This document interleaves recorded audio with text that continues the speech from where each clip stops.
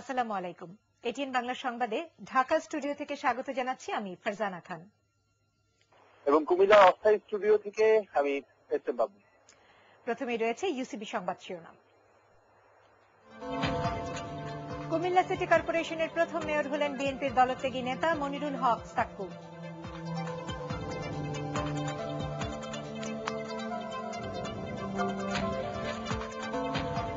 দলীয় সরকারের অধীনেও সুষ্ঠু নির্বাচন সম্ভব, এটিএন বাংলার সাথে বিশেষ সাক্ষাৎকারে বললেন সাক্কু।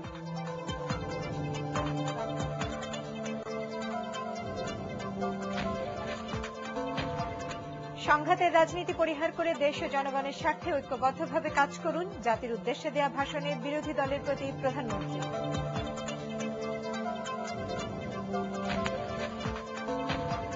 গোলাম আজমের বিরুদ্ধে আবারও মানবতা বিরোধী অপরাধের আনুষ্ঠানিক অভিযোগ দাখিল, আমলে নেয়ার ব্যাপারে আদেশ সোমবার।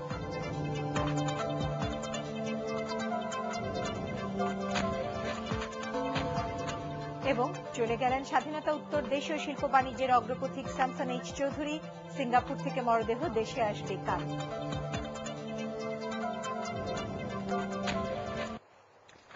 শুনছিলেন শিরোনাম, এবারে বিস্তারিত। শুরুতেই ICL group limited Comilla city corporation নির্বাচনের খবর।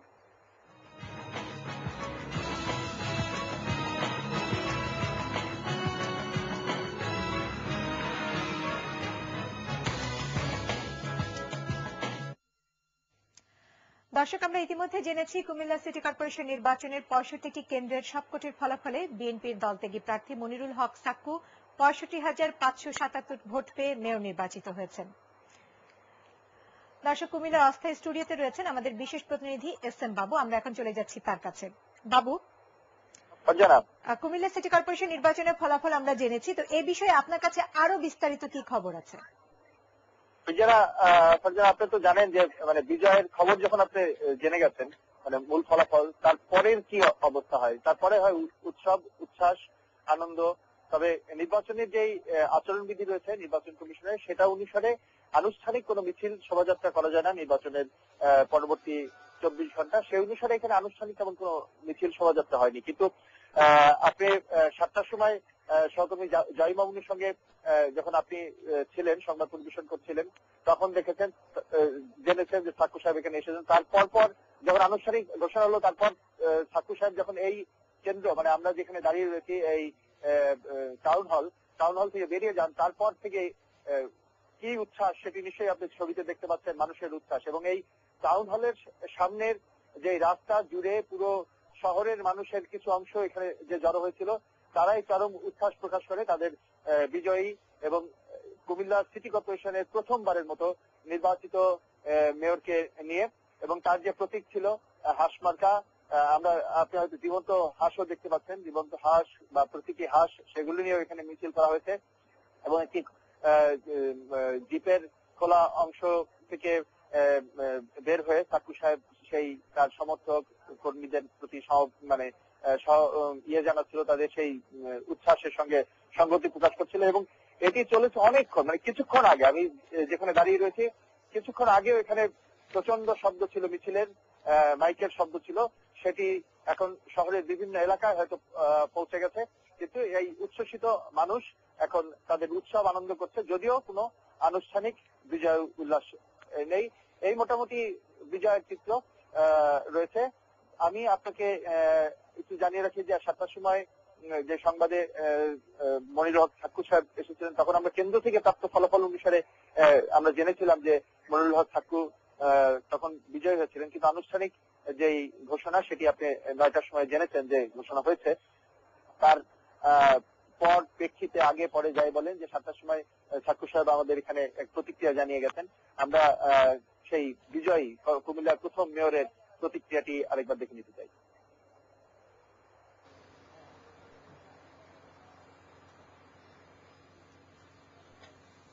আমি আপনার কাছে আপনার প্রাথমিক প্রতিক্রিয়া জানতে চাচ্ছি।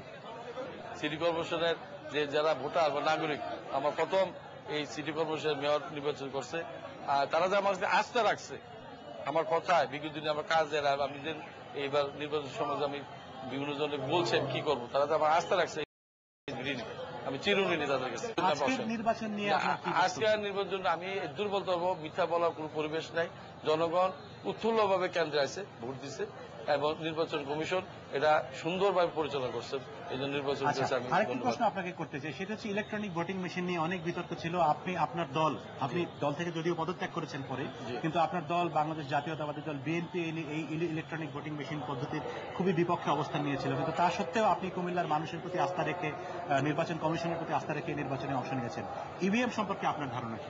ইভিএম পদ্ধতিটা যেটা আমাদের চেয়ারপারসন এটার বিরুদ্ধে ছিল, উনি ইভিএম মধ্যে বাতিল না করলে নিষেধ আমি ব্যক্তিগত না করছি, কিন্তু আমি জনগণের কারণে, কারণ জনগণ লোক, আমি চেয়ারম্যান ছিলাম, মেয়র ছিলাম, তারপরে আমি কাজ করছি, সময় দিয়েছি সবসময়, পার্টিও করছি, শুধু জনগণের কারণেই কিন্তু আমাকে যাইতে হচ্ছে ইলেকশনে। সেই জন্য আমার নিজের থেকেই এতদিনের কষ্ট পার্টিকে আমি অবধি নিতে হয়। মেয়র হিসেবে দায়িত্ব নেওয়ার পরে আপনার প্রথম কাজ কি হবে? আমার প্রথম কাজ হবে, যারা আমার লোক আজ নির্বাচন করছেন, যারা পরাজিত হয়েছে মেয়র, আমার সদ্য দুইজন আমার বড় ভাই, আর সদ্য দুইজন আমার ছোট দুইজন ভাই, তাদেরকে বলবো প্রতিদিনই অফিসে আসুন, আসা আমরা পরামর্শ করিয়া নাগরিক সমাজে যারা লোক আছে সবাই মিলে আমরা একটা নতুন সিটি কর্পোরেশন, জন্ম মাত্র বীজ আমরা রোপণ করছি, আসলে সবাই মিলে একটা কাজ করে একটা উন্নত সিটি কর্পোরেশন, তারা আমার সহযোগিতা করুক, আমি তারা বলি। এই নির্বাচনকে কেন্দ্র করে আপনার দলের সঙ্গে যে দূরত্ব তৈরি হয়েছিল, এখন কি আপনি আবার আপনার দলে ফিরে যাবেন? যে আমি কুমিল্লা শহর বাঁচানোর জন্য কিন্তু আমি করছি আমার এই নীতি, আমি তাহলে আপনি আবার বিএনপি? ইনশাল্লাহ আমি চেষ্টা করবো। এখানে আপনার কি মনে হয় যে দলীয় সরকারের অধীনে নির্বাচন সুষ্ঠু হওয়া সম্ভব? হ্যাঁ, আমি যেটা বাস্তব এটা দেখছি, এটা সুষ্ঠু হয়েছে, আমি তো মিথ্যা বলতে পারবো না। আজকে যেটা দেখছি বাস্তব, এটা তো আমি অস্বীকার করা যায় না, কারণ আমি একলা করলে জনগণ বলতেছে, জনগণ দেখছে। জনাব সাক্কু, আপনাকে অনেক ধন্যবাদ আমাদের সঙ্গে যোগ দেওয়ার জন্য। আসসালামু আলাইকুম। বাবু, এই নির্বাচনের একটি উল্লেখযোগ্য দিক ছিল যে প্রত্যেকটি কেন্দ্রে, সবকটি কেন্দ্রে ইভিএম পদ্ধতিতে ভোট গ্রহণ করা হয়েছে। এই ইভিএম পদ্ধতিটি এটি সেখানকার শহরের অধিবাসীরা কিভাবে গ্রহণ করেছেন? ফারজানা, আমি আপনাকে ইভিএম এর যাওয়ার আগে যদি আরেকটু জানাতে চাই যে আমরা তো কালচার জানি, যে নির্বাচনের কালচার, যে যারা পরাজিত হন খুব বয়কট করেন, এই ধরনের একটি কৃষ্টি আমাদের রাজনীতিতে রয়েছে। আমি আপনাকে সেই ইভিএম এর অবস্থা বা অন্যান্য সারাদিনের খবর জানানোর আগে আমি একটু আপনার মাধ্যমে দর্শকদের জানাতে চাই যে যিনি পরাজিত হয়েছেন এই নির্বাচনে, আওয়ামী সমর্থিত আফজল খান, তার প্রধান নির্বাচনী এজেন্ট এবং ছেলে মাসুদ পারভেজ খান এমরান একটি প্রতিক্রিয়া জানিয়েছেন যখন নির্বাচনের ফলাফল ঘোষণা হয়েছে, সেটি যদি আপনার মাধ্যমে একটু দর্শকদের আগে জানিয়ে আসতে চাই। সাহেব ফলাফল অ্যাকসেপ্ট করে নিয়েছেন, সুষ্ঠু এবং অবাধ নির্বাচন হয়েছে, এখানে কোনো দুই কথা নেই। আর আমি আফজল খান সাহেবের পক্ষ থেকে আমি মনিরুল সাক্কু সাহেবকে অভিনন্দন জানিয়ে এসেছি। এখন যদি মনিরুল সাক্কু সাহেব মনে করেন আমাদের কোনো রকম সহযোগিতা দরকার, আমরা 100% করবো। মানুষের কাজ হলেই হয়, কুমিল্লার মানুষের জনগণের কাজ হলেই হয়। ফারজানা, আফজল খান অসুস্থ থাকায় তার ছেলে এবং তার নির্বাচনের প্রধান এজেন্ট মাসুদ পারভেজ খান এমরান জানাচ্ছিলেন তাদের প্রতিক্রিয়া। ফারজানা, আপনার মাধ্যমে এবং আমাদের অন্যান্য সহকর্মীদের মাধ্যমে সারাদিন আমরা নির্বাচনের খবর প্রচার করেছি এই কুমিল্লা থেকে। আমাদের সহকর্মী আলমগীর স্বপন, মাহফুজ মিশু, অনিন্দিতা কামাল এবং জয় মামুন নিজেও ভোট কেন্দ্রগুলো পরিদর্শন করেছেন। কেমন ছিল আসলে কুমিল্লার সারাদিন, নির্বাচনের সারাদিন, সেই চিত্রটি একটু দেখে আসতে চাই মাহফুজ মিশুর রিপোর্টে। কুমিল্লার সিটি কর্পোরেশনের প্রথম নির্বাচন, বাড়তি উৎসাহ তাই ভোটারদের মধ্যে। শীতকে উপেক্ষা করে সকাল 8টা বাজার আগেই নগরীর 65টি কেন্দ্রে ভিড় করতে থাকেন ভোটাররা। বেলা বাড়ার সাথে সাথে বাড়তে থাকে ভোটারদের উপস্থিতিও। ভোটের পরিবেশ, আইন শৃঙ্খলা পরিস্থিতি সহ সবকিছু নিয়ে সন্তুষ্ট বেশিরভাগ ভোটার। আইন শৃঙ্খলা খুব সুন্দর। ফার্স্ট ভোট দিচ্ছি, একটা অন্যরকম ফেস্টিভ মুড মনে হচ্ছে। পরিবেশ ভালো, আসছে, কোনো সমস্যা হয় না, আসতে মনে হচ্ছে শান্ত পরিবেশ। সকালে নিজ নিজ কেন্দ্রে ভোট দিয়েছেন আলোচিত 3 মেয়র প্রার্থী। ঘুরে দেখেছেন নগরীর অধিকাংশ ভোট কেন্দ্র। এই নির্বাচনে 47টি কেন্দ্রকে গুরুত্বপূর্ণ কেন্দ্র বলে চিহ্নিত করেছিল কমিশন। সেসব কেন্দ্র নিয়েও তেমন একটা অভিযোগ নেই তাদের। আর ইভিএম নিয়ে কোনো প্রার্থীর আপত্তি থাকলেও নিজে ভোট দেওয়ার পর সন্তোষ জানান তারাও। অঙ্গীকার, জনগণের রায় মানবেন তারা। কোনো দেরি হচ্ছে না, এত সুন্দর ভোট হচ্ছে, লোকজন আসতেছে এবং চলে যাচ্ছে। না, ইভিএম বলতে আমি যেটা দিচ্ছি আমার কাছে ভালোই লাগছে, কিন্তু যে আমরা যাকে ভোট দিছি এটা আল্লাহ দলত এই জায়গায় ভোটটা থাকে। কোনো কেন্দ্রে যদি অঘটন না ঘটে, এই পিসফুল নির্বাচন হয়, যে পাশ করবে মেনে নেব। সুন্দর নির্বাচনের যে কোনো ফলাফলে আমি মেনে নিতে প্রস্তুত আছি। আমরা সার্বিকভাবে ফাইন, কোনো সমস্যা নেই কোথাও। বিচ্ছিন্ন দুই একটি অভিযোগ আসায় সেগুলো খতিয়ে দেখে ব্যবস্থা নিয়েছে নির্বাচন কমিশন। রিটার্নিং অফিসারের দাবি, কুমিল্লা সিটি নির্বাচন অনুকরণীয় হয়ে থাকবে দেশের ইতিহাসে। আমি তো অনেকগুলো কেন্দ্র ঘুরে দেখলাম, তাতে কিন্তু যে আইন শৃঙ্খলা পরিস্থিতি বা নির্বাচনের যে পরিবেশ তার বেশ শান্তিপূর্ণ ছিল। দুই একজন যখনই জানিয়েছে যে হয়তো এই কেন্দ্রটাকে একটু বিশেষ নজর দেওয়ার জন্য অথবা এখানে হয়তো বিশৃঙ্খলা হতে পারে, আমরা কিন্তু সাথে সাথেই আইন শৃঙ্খলা রক্ষাকারী বাহিনীকে অথবা ম্যাজিস্ট্রেটকে অথবা আমাদের যে নির্বাচন কমিশনের যে কর্মকর্তাগণ আছেন তাদেরকে নির্দেশ দিয়েছি। সার্বিকভাবে আমার কাছে মনে হচ্ছে যে নির্বাচনটি সুষ্ঠু হয়েছে।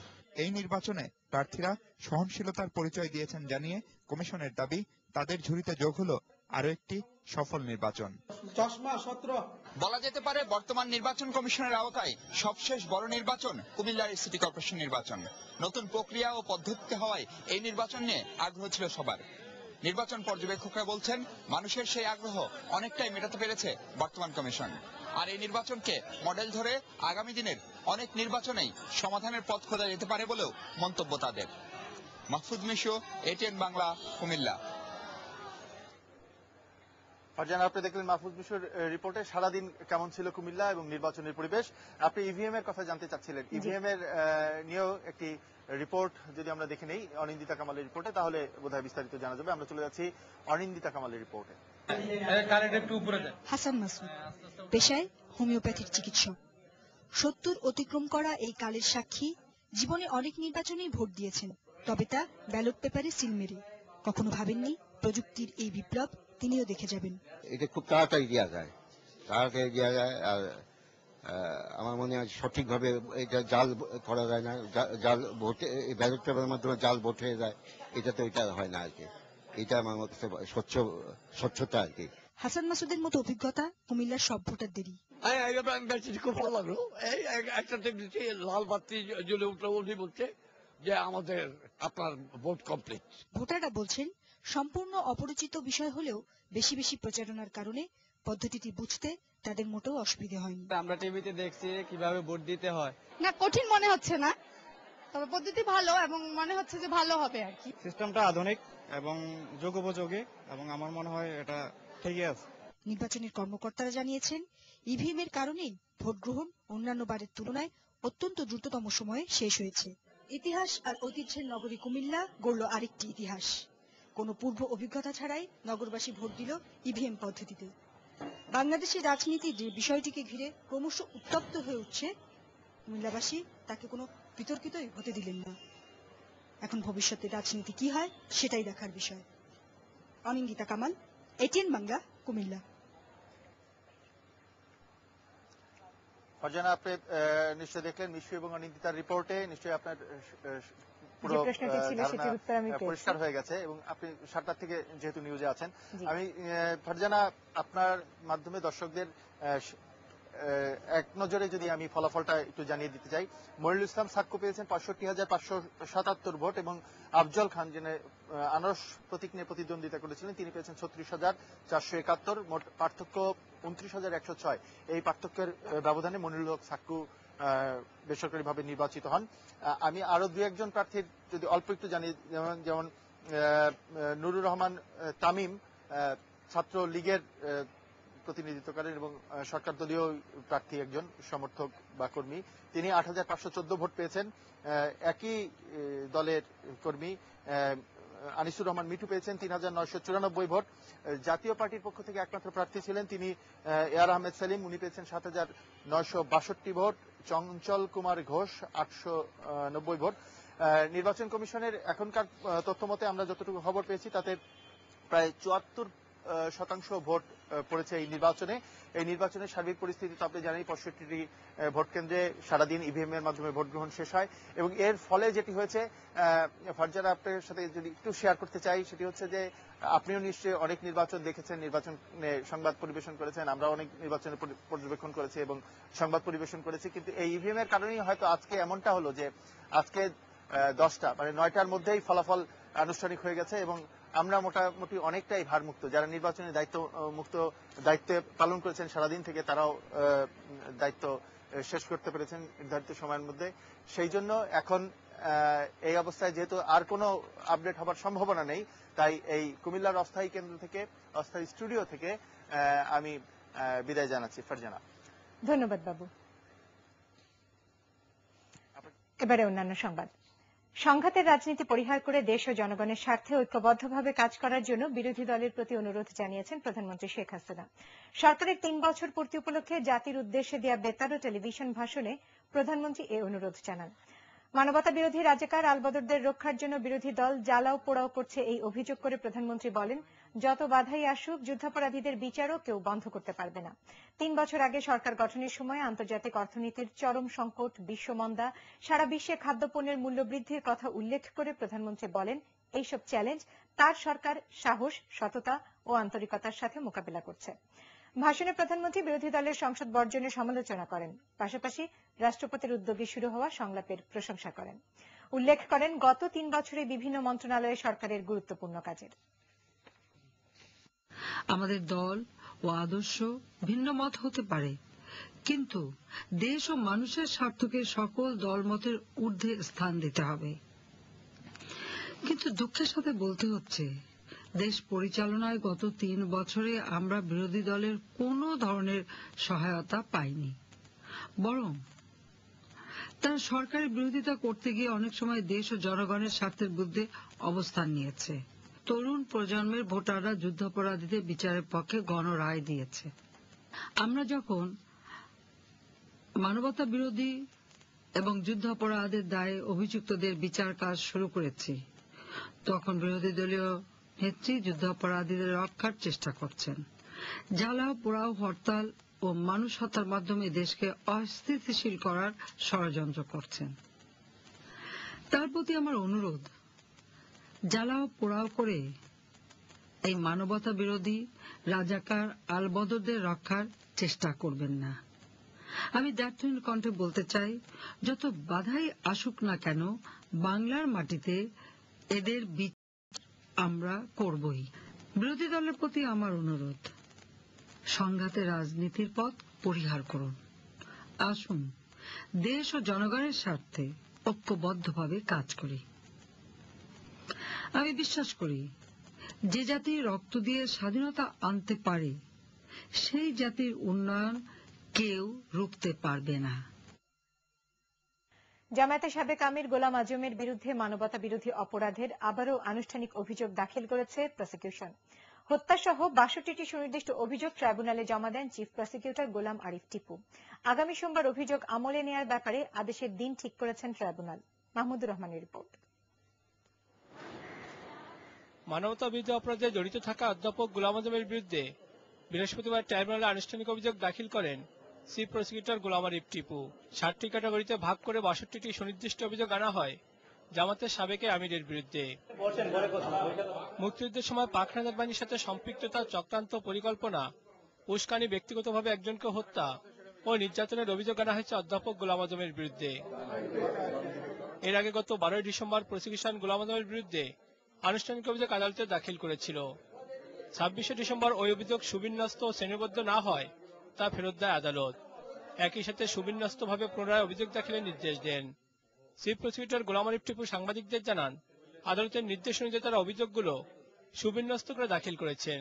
পাকিস্তান দখলদার হানাদার বাহিনীর সাথে চক্রান্তের দায়ে 6টি অভিযোগ এবং পরিকল্পনার দায়ে 3টি অভিযোগ এবং উস্কানির দায়ে 28টি অভিযোগ, সম্পৃক্ততা দায়ে 24টি অভিযোগ, ব্যক্তিগতভাবে হত্যা ও নির্যাতনের দায়ে একটি সুনির্দিষ্ট অভিযোগ রয়েছে। এদিকে গোলাম আজমের আইনজীবী তাজুল ইসলাম জানান, এ বিষয়ে আইনের ব্যত্যয় ঘটেছে। ট্রাইব্যুনাল কোনো ফরমাল চার্জ দাখিল করলে সেটার ভিত্তিতে অভিযোগ আমলে নেবেন, অথবা এই মামলাটি যদি মনে করেন যে এটা যথাযথ হয়নি সেটি খারিজ করে দেবেন। ট্রাইব্যুনাল আদেশ দিয়েছেন নতুন করে দাখিল করার জন্য। আমরা বলেছি নতুন করে দাখিল করতে বলার এই বিষয়টি আইনের পরিপন্থী, আইনে এটি স্যাংশন দেয়নি। 1971 সালে পাক হানাদার বাহিনী তাদের সহযোগী বাহিনী সমূহের মানবতাবিরোধী সব অপরাধের যৌথ একক দায়ভার অধ্যাপক গোলাম আজমের বিরুদ্ধে রয়েছে বলে জানান চিফ প্রসিকিউটর। ৭১ ব্রাহ্মণবাড়িয়ায় পুলিশ কর্মকর্তা সিরুমিয়াকে হত্যার অভিযোগ রয়েছে জামাতের সাবেক আমিরের বিরুদ্ধে। আদালত অভিযোগ গ্রহণ করে ৯ জানুয়ারি আমলে নেওয়ার বিষয়ে আদেশের দিন ঠিক করেছেন। একই সাথে গোলাম আজমের বিরুদ্ধে করা মামলাটি খারিজ চেয়ে তার আইনজীবীর করা আবেদনের শুনানির দিনও ঠিক করা হয়েছে ওই দিন। মাহমুদুর রহমান, এটিএন বাংলা, ঢাকা। চলে গেলেন দেশ বরেণ্য শিল্পপতি ও স্কয়ার গ্রুপের প্রতিষ্ঠাতা স্যামসন এইচ চৌধুরী। সিঙ্গাপুরের রাফেলস হাসপাতালে চিকিৎসাধীন অবস্থায় তিনি মারা যান। তার মৃত্যুতে শোক জানিয়েছেন প্রধানমন্ত্রী শেখ হাসিনা ও বিরোধী দলীয় নেত্রী বেগম খালেদা জিয়া। এই মৃত্যুকে দেশের ব্যবসা বাণিজ্য অর্থনীতির বিকাশে অপূরণীয় ক্ষতি মনে করছেন ব্যবসায়ী ও অর্থনীতিবিদরা। আজীবন সততার নিষ্ঠার সাথে কাজ করা সফল এই শিল্প উদ্যোক্তার অনেক স্বপ্ন ছিল দেশকে নিয়ে। সানাউল হকের রিপোর্ট।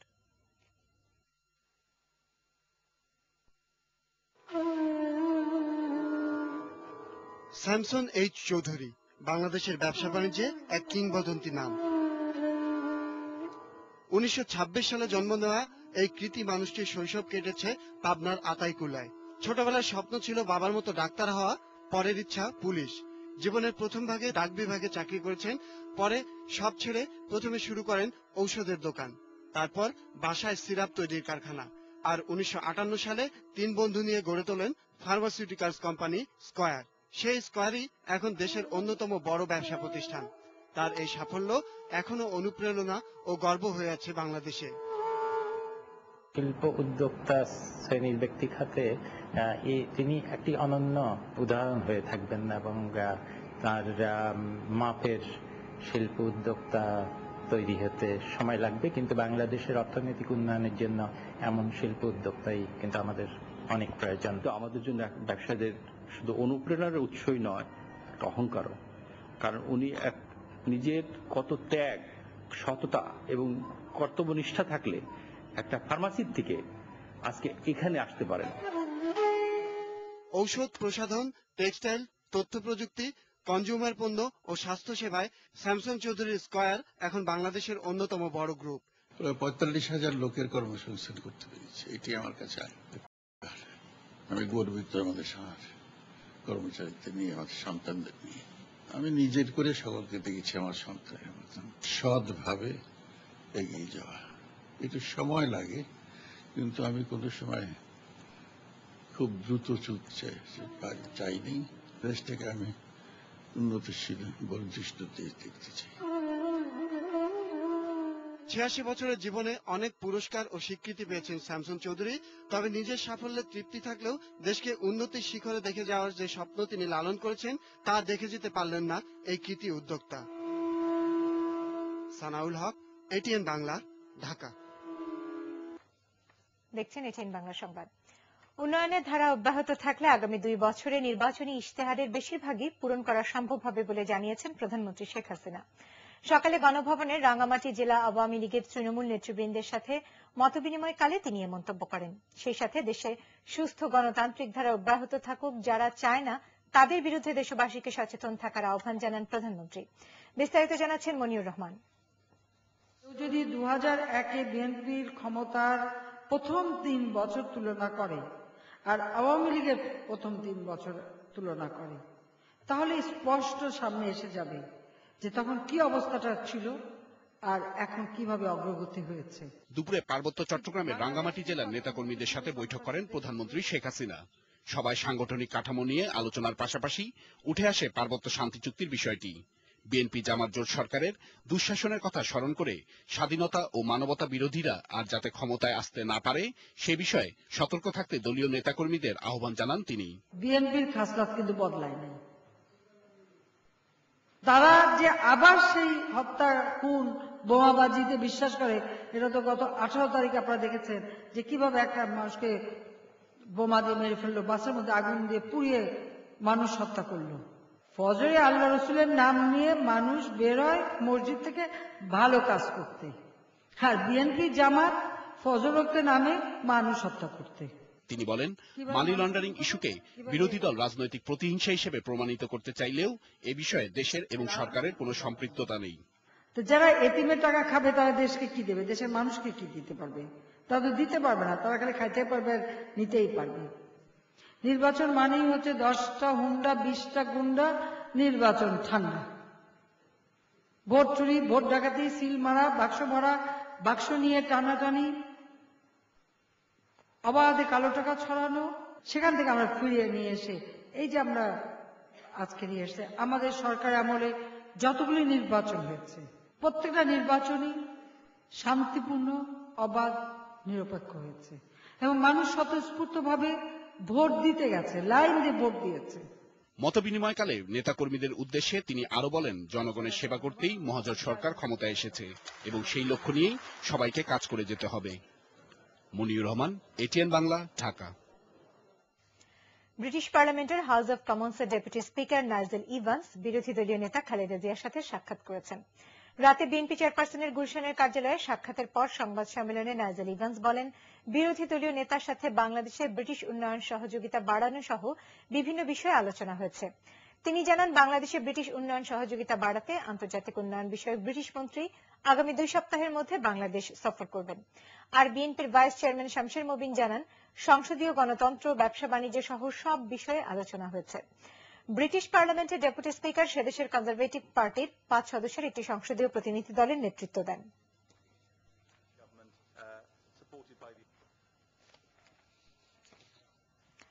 মহাজোট সরকারের 3 বছরকে জনগণের সাথে প্রতারণা, লুণ্ঠন আর হত্যা গুমের শাসনামল বলে অভিহিত করেছেন বিএনপির ভারপ্রাপ্ত মহাসচিব মির্জা ফখরুল ইসলাম আলমগীর। বিকেলে স্থানীয় এক কমিউনিটি সেন্টারে জাতীয়তাবাদী স্বেচ্ছাসেবক দল নেতা নজরুল ইসলামের 3য় মৃত্যুবার্ষিকীর আলোচনা সভায় প্রধান অতিথির বক্তব্যে তিনি কথা বলেন। মির্জা ফখরুল বলেন, গত 3 বছরে মহাজোট সরকার জনগণকে দেয়া তাদের নির্বাচনী ওয়াদার একটিও পূরণ না করে জনগণের সাথে প্রতারণা করেছে।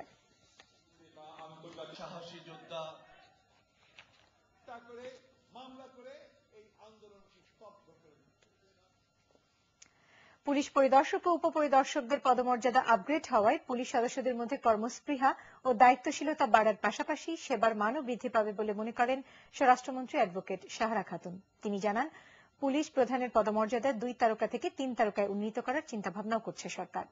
রাজধানীর রাজারবাগ পুলিশ অডিটোরিয়ামে পুলিশ নারী কল্যাণ সমিতি পুনাকের বার্ষিক সমাবেশে এসব কথা বলেন স্বরাষ্ট্রমন্ত্রী। পরে পুনাক পরিবারের সদস্যরা সাংস্কৃতিক অনুষ্ঠানে অংশ নেন।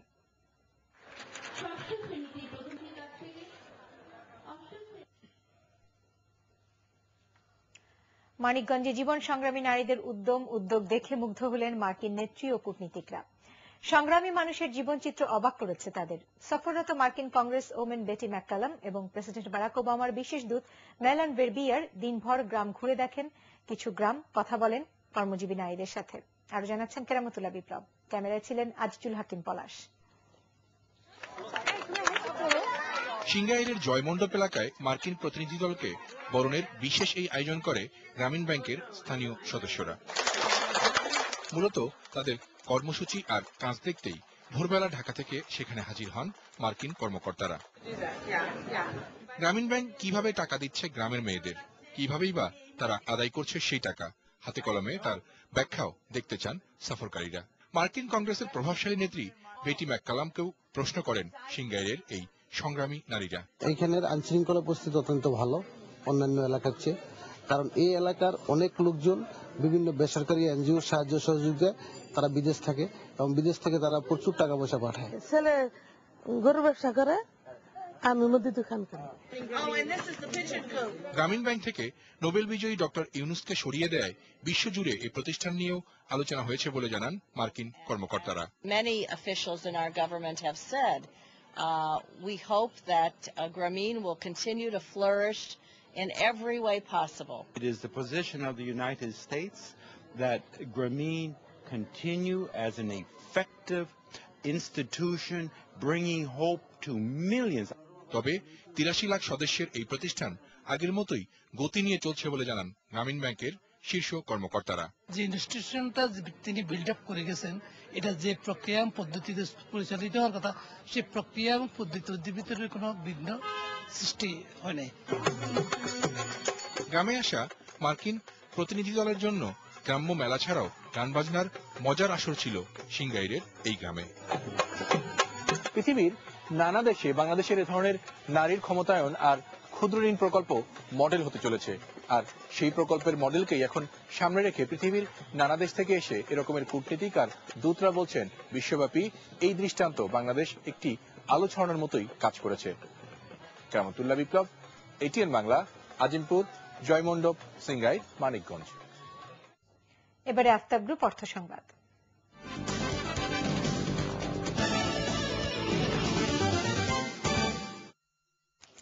বাংলাদেশ ও উগান্ডাতে খাদ্য নিরাপত্তা নিশ্চিত করা এবং বেকারত্ব দূরীকরণের উদ্দেশ্যে 60,000 হেক্টর জমি ইজারা দিয়ে নিয়েছে যুক্তরাজ্য ভিত্তিক কোম্পানি ফারল্যান্ড ইনভেস্টমেন্ট লিমিটেড। রাজধানীর রূপসী বাংলা হোটেলে আয়োজিত এক সংবাদ সম্মেলনে কোম্পানির কর্মকর্তারা জানান, এই জমিতে উৎপাদিত ধান ও অন্যান্য শস্য বাংলাদেশে রপ্তানি করা হবে। এ সময় ফারল্যান্ড ইনভেস্টমেন্ট লিমিটেডের চেয়ারম্যান শাহজাহান চৌধুরী এবং ব্যবস্থাপনা পরিচালক মোহাম্মদ সিরাজুল ইসলাম জোয়ারদার উপস্থিত ছিলেন।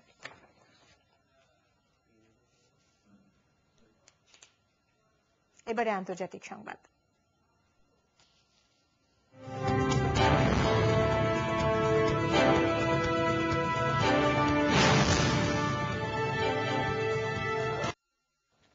ইরাকের রাজধানী বাগদাদে এবং দক্ষিণাঞ্চলীয় নাসিরিয়া শহরে পৃথক বোমা হামলায় 68 জন নিহত হয়েছে।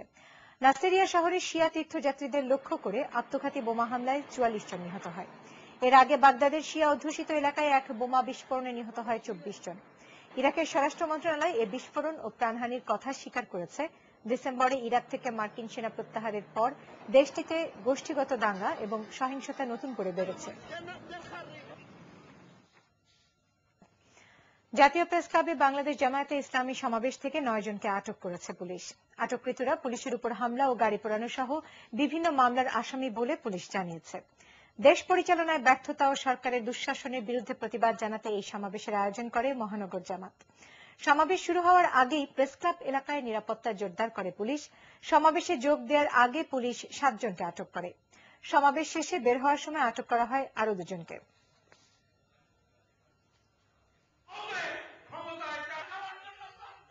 এবারে বাণিজ্য সংবাদ।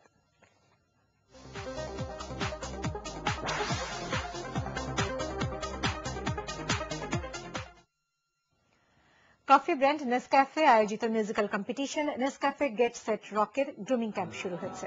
এই উপলক্ষে রাজধানীতে আয়োজিত মিট দ্য রকার্স অনুষ্ঠানে অন্যান্যের মধ্যে উপস্থিত ছিলেন নেসলে বাংলাদেশের beverage and brand manager Ghalib bin Mohammad ও corporate affairs director Nakib Khan. Grooming ক্যাম্পে vocal, lead guitar, bass guitar, keyboard, drums এবং ট্র্যাডিশনালে 6 ক্যাটাগরিতে 7 জন করে মোট 42 জন যন্ত্রশিল্পী যোগ দিচ্ছেন।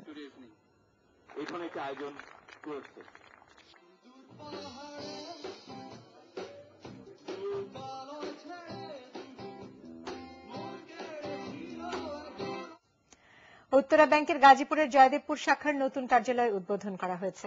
ব্যাংকের পরিচালনা পর্ষদের ভাইস চেয়ারম্যান ইফতেখারুল ইসলাম নতুন এ কার্যালয়ের উদ্বোধন করেন। এ সময় অন্যান্যের মধ্যে ব্যবস্থাপনা পরিচালক ও প্রধান নির্বাহী শেখ আব্দুল আজিজ উপস্থিত ছিলেন।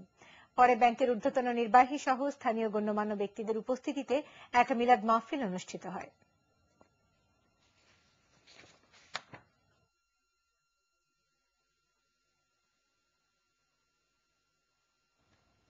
যশোরে অভয়নগরের শিল্পনগরী নোয়াপাড়ায় অবস্থিত আকিজ গ্রুপ অব ইন্ডাস্ট্রিজের চামড়া মিল SAF ইন্ডাস্ট্রিজের 50তম প্রতিষ্ঠা বার্ষিকী পালিত হয়েছে। অনুষ্ঠানের উদ্বোধন করেন কোম্পানির ব্যবস্থাপনা পরিচালক শেখ মমিন উদ্দিন। এ সময় অন্যান্যের মধ্যে SAF ইন্ডাস্ট্রির পরিচালক, আফিল গ্রুপ অব ইন্ডাস্ট্রিজের ব্যবস্থাপনা পরিচালক শেখ আফিল উদ্দিন, আকিজ গ্রুপ অব ইন্ডাস্ট্রিজের চেয়ারম্যান শেখ নাসির উদ্দিন এবং আকিজ গ্রুপ অব ইন্ডাস্ট্রিজের সভাপতি ও পরিচালক ডক্টর শেখ মহিউদ্দিন উপস্থিত ছিলেন। এবারে রয়েছে পার্টেক্স খেলার খবর।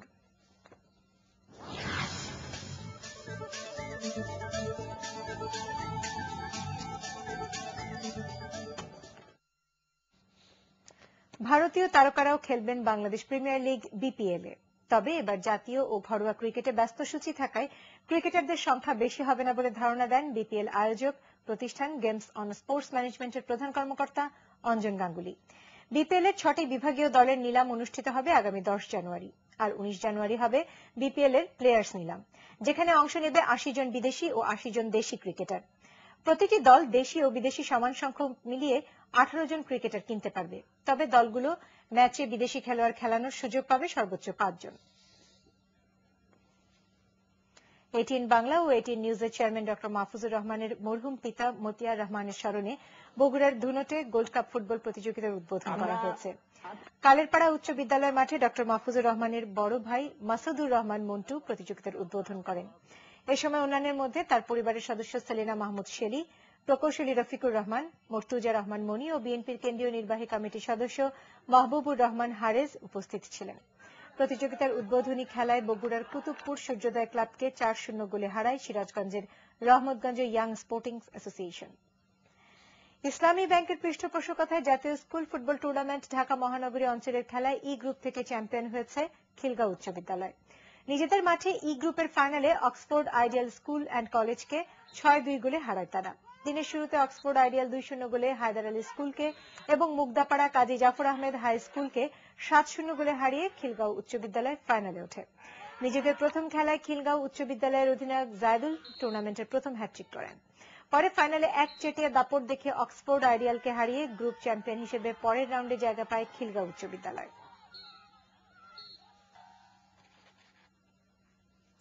এদিকে ইসলামী ব্যাংক জাতীয় স্কুল ফুটবলে ঢাকা মহানগরী অঞ্চলের খেলাগুলো শেষ হবে আগামী ৮ই জানুয়ারি। এরপর শুরু হবে জেলা এবং বিভাগ অঞ্চলের খেলা। আগামী ১৫ই জানুয়ারি থেকে জেলা এবং বিভাগের খেলাগুলো অনুষ্ঠানের কথা থাকলেও তারিখ নির্ধারণের জন্য বাফে ভবনে এক সভা করে স্কুল ফুটবল কমিটির কর্মকর্তারা সিদ্ধান্ত জানান। জাতীয় স্কুল ফুটবল কমিটির ভাইস চেয়ারম্যান অতিরিক্ত সচিব হুমায়ুন খালিদের সভাপতিত্বে সভায় অন্যান্যের মধ্যে উপস্থিত ছিলেন জাতীয় দলের সাবেক ফুটবলার হাসানুজ্জামান বাবলু, অ্যাডভোকেট রিয়াজুল কবির কাউসার এবং স্পন্সর ইসলামী ব্যাংকের জনসংযোগ কর্মকর্তা শেখ মোহাম্মদ রিয়াজউদ্দিন। চট্টগ্রাম জেলা ক্রীড়া সংস্থার নবনির্বাচিত কর্মকর্তাদের সংবর্ধনা দিয়েছে ঐতিহ্যবাহী ক্রীড়া সংগঠন মোহামেডান স্পোর্টিং ক্লাব। ফয়েজলেক এলাকায় সংগঠনের অস্থায়ী কার্যালয়ে আয়োজিত জমকালো এই অনুষ্ঠানে চট্টগ্রামের ক্রীড়াবিদ এবং ক্রীড়া সংগঠকদের মিলন মেলা বসে। অনুষ্ঠানে মোহামেডানের কৃতি ক্রীড়াবিদদেরও সংবর্ধনা দেওয়া হয়। মোহামেডানের সভাপতি শাহ আলম বাবুল, বিভাগীয় ক্রীড়া সংস্থার সহ সভাপতি আলী আব্বাস এবং জেলা ক্রীড়া সংস্থার সাধারণ সম্পাদক আ.জ.ম নাসির অনুষ্ঠানে বক্তব্য রাখেন।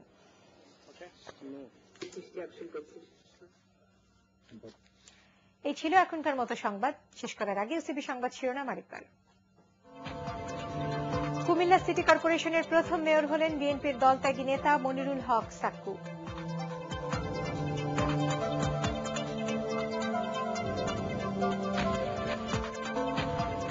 দলীয় সরকারের অধীনেও সুষ্ঠু নির্বাচন সম্ভব, এটিএন বাংলার সাথে বিশেষ সাক্ষাৎকারে বললেন সাক্কু।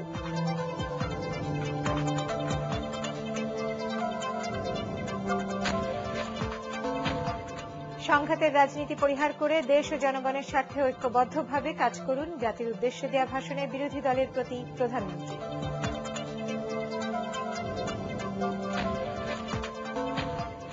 গোলাম আজমের বিরুদ্ধে আবারও মানবতা বিরোধী অপরাধের আনুষ্ঠানিক অভিযোগ দাখিল, আমলে নেয়ার ব্যাপারে আদেশ সোমবার।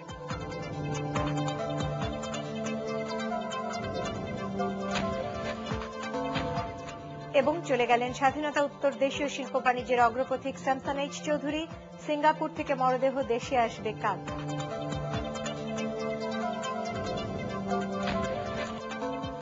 পরবর্তী সংবাদ দেখা আমন্ত্রণ জানিয়ে এখনকার মতো শেষ করছি। ধন্যবাদ সবাইকে।